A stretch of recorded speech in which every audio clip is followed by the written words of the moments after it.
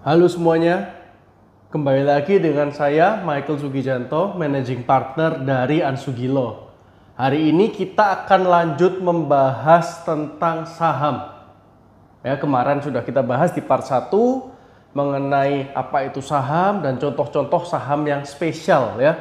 Spesial dalam arti ada klasifikasi khusus mengenai saham tersebut. Nah, hari ini kita juga akan melanjutkan mengenai klasifikasi apa saja yang ada, lalu syarat perpindahan hak atas saham, lalu yang terakhir kita akan bahas prosedur perpindahan atas saham. Ya. Jadi yang pertama, selain hak untuk mengatur ya harganya, jadi harganya terpisah dari saham series A dan series B, ya ada harga yang berbeda yang harus dibayar. Contoh founders itu boleh membeli saham dengan harga yang lebih murah, lalu di kemudian hari investor bisa membeli saham dengan harga yang lebih mahal untuk meningkatkan apa? Valuasi perusahaan. Ya. Lalu ada lagi saham mengenai yang memiliki hak spesial untuk menunjuk direksi dan dewan komisaris. Ya. Hak spesial yang saya bilang ini biasa disebut dengan hak preferen. Lalu ada lagi hak preferen yang lain. Contoh apa? Contoh hak atau jenis saham yang bisa di-convertible. Ya, bisa dikembalikan lagi di kemudian hari. Nah, mungkin ini mirip dengan yang namanya convertible bond atau surat utang yang bisa dikonversi ke saham dalam hal jangka waktu yang ditentukan telah tercapai dan perseroan tidak mampu untuk melunasi hutang-hutangnya. Ya, maka utang tersebut akan otomatis terkonversi ke saham. Tentunya otomatis di sini tetap melalui prosedur ya. Nah, di sini kebalikannya atau beda versinya, di mana saham yang kita beli itu dalam jangka waktu tertentu nanti akan dikonversikan, ya otomatis dijual ke perseroan kembali atau ke pemegang saham lainnya ya. Kalau ke perseroan ada batas jangka waktunya karena kan saham tanpa nama itu nggak boleh dimiliki ya untuk waktu yang lebih dari 3 tahun gitu. Jadi nanti ini saham kalau hari ini kita beli misalnya 1M, 3 tahun lagi dia akan dijual atau dibeli kembali oleh perseroan dengan harga yang disepakati, contoh 1,2M misalnya. Lalu ada juga hak preferen yang lain ya. Contohnya apa? Hak untuk menerima dividen lebih. Ya, contoh ada pemegang saham klasifikasi khusus yang meskipun persentase kepemilikan sahamnya sama, tapi pemegang saham ini berhak menerima lebih. Contoh pemegang saham series A berhak mendapatkan dividen 25% ya dari total jumlah keuntungan yang dibukukan dan bisa dibagikan. Ya, jangan lupa harus ada dana cadangan 20%. Nah, sedangkan pemegang saham series B hanya menerima 20% dengan kepemilikan saham yang persentasenya sama. Nah, itu bisa selama disepakati atau diatur klasifikasinya di awal. Bisa juga hak preferen dalam menerima dividen ini bukan masalah nominal saja, tapi juga mengenai timeline. Ya, contoh sebagai investor pemegang saham series B ini kan seperti cerita kemarin ini sangat quote on quote dirugikan ya, karena banyak haknya yang dipotong. Tapi karena mereka adalah investor, maka dalam hal ketika pemegang saham series A dan direksi dan dewan komisarisnya ini running perusahaan dan membukukan profit yang sedikit, maka bisa diberikan ya, jadi diukur. Kalau misalnya profit sekian persen atau sekian jumlahnya dan saham tidak dividen tidak bisa dibagikan secara menyeluruh, maka yang berhak untuk menerima pembagian dividen di tahun itu adalah pemegang saham series B. Jadi meskipun cuma 20% ya standar, yang series A 25%, tapi yang 20% ini berhak dulu cair di tahun 2025 misalnya. Nah, terus yang haknya yang 25% foundersnya ini gimana pemegang saham series A? Ya, ini akan dibagikan di tahun depan kalau memang cukup. Jadi nanti tahun berikutnya ketika cukup maka pemegang saham series B akan menerima kembali 20% lagi. Ya, tahun 2025 dia terima 20%, 2026 dia terima 20% lagi.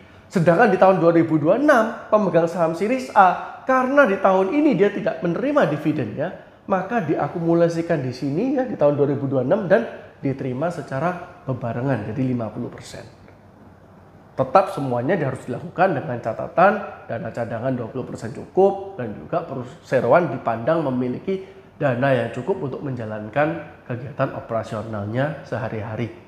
Nah kalau nggak cukup akibatnya apa Pak? Ya nanti direksi sama komisaris yang dihukum ya, karena mereka yang memutuskan. Jadi sebagai direksi dan komisaris jangan mau ditekan RUPS untuk bagi dividen cepet-cepet. Kalau misalnya nanti terlalu cepat kita bagi dividennya, lalu dana perseroan kurang, maka direksi ini wajib untuk meminta kembali dari pemegang saham yang dividennya telah dibagikan. Nah kalau pemegang saham nggak mau kasih gimana Pak? Direksi harus menanggung. Ya, dan juga Dewan Komisaris secara tanggung renteng. Jadi resikonya besar di sana. Jangan mau jadi direksi atau komisaris boneka. Kalau iya pun, maka semuanya harus jelas di awal. Tolong konsultasi dulu dengan lawyer kalian masing-masing. Ya, nanti kalau nggak jadinya ruwet alias ribet. Ya.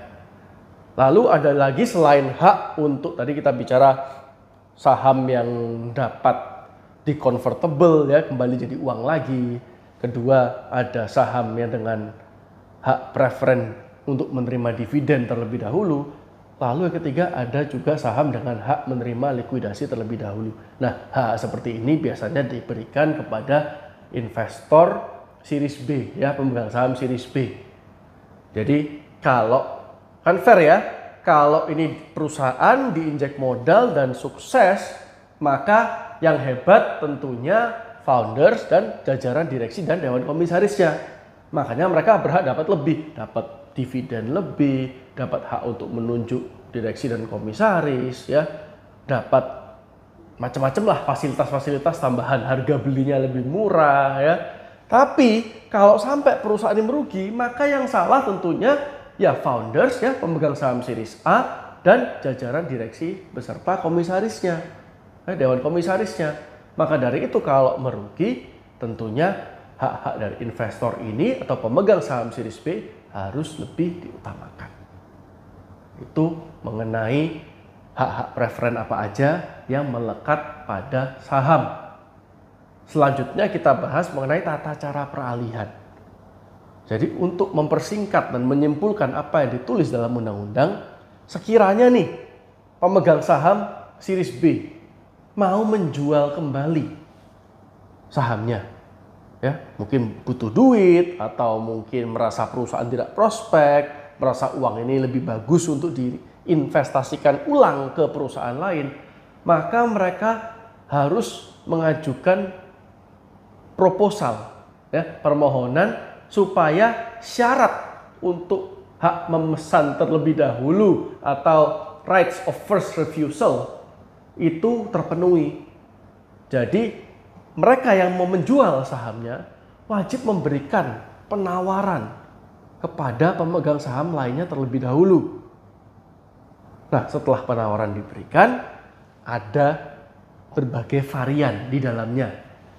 Satu, dalam waktu 30 hari, ya, setelah 30 hari ini, kalau lewat 30 hari tersebut, pemegang saham yang hendak menjual sahamnya ini berubah pikiran, maka mereka dapat mencabut kembali, ya, surat penawarannya. Tentunya sebisa mungkin itu harus tertulis, karena kalau lewat verbal nanti pembuktiannya juga susah, ya. Dicabut kembali penawarannya sehingga tidak ada yang bisa menerima penawaran tersebut. Nah, apa akibatnya kalau penawaran tersebut tidak kunjung dicabut setelah lewat 30 hari? Maka selama 90 hari pemegang saham yang lain berhak untuk membeli saham tersebut sesuai dengan yang ditawarkan atau memberikan counter proposal. Nah, kalau lewat dari 90 hari tersebut tidak ada balasan dari pihak perseroan atau dari pihak pemegang saham lain, bagaimana? Maka yang terjadi adalah otomatis dianggap para pemegang saham menyetujui.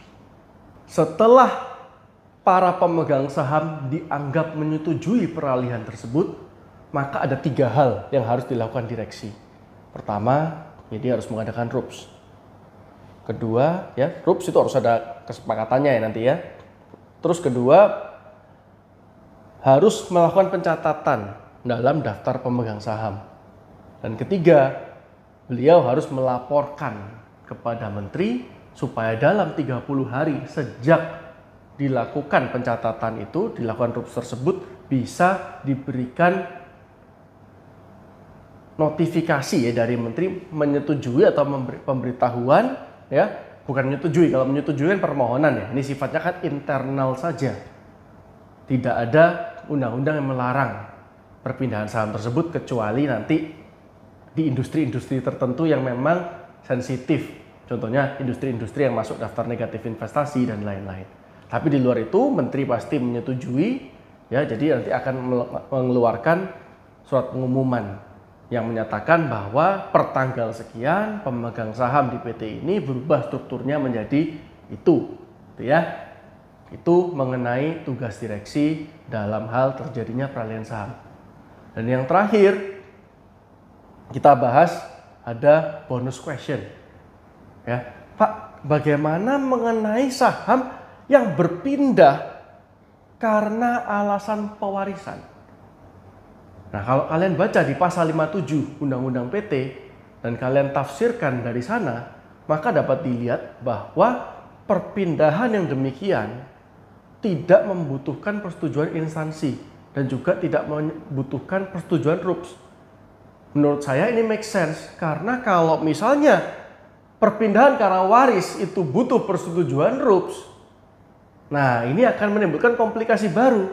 Kalau RUPS gak ada yang setuju, gimana dengan nasib saham ini? Padahal saham ini juga termasuk harta, ya, benda bergerak yang dapat diwariskan.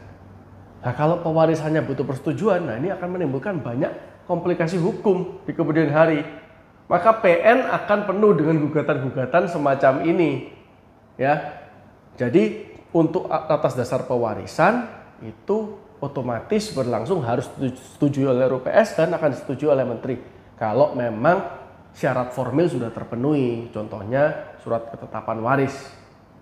Nah, maka dari itu kalau kita menerima investor atau pemegang saham, itu kita juga harus lihat apakah oke kitanya ini kalau suatu hari investor ini sudah nggak ada, lalu haknya otomatis turun ke anaknya.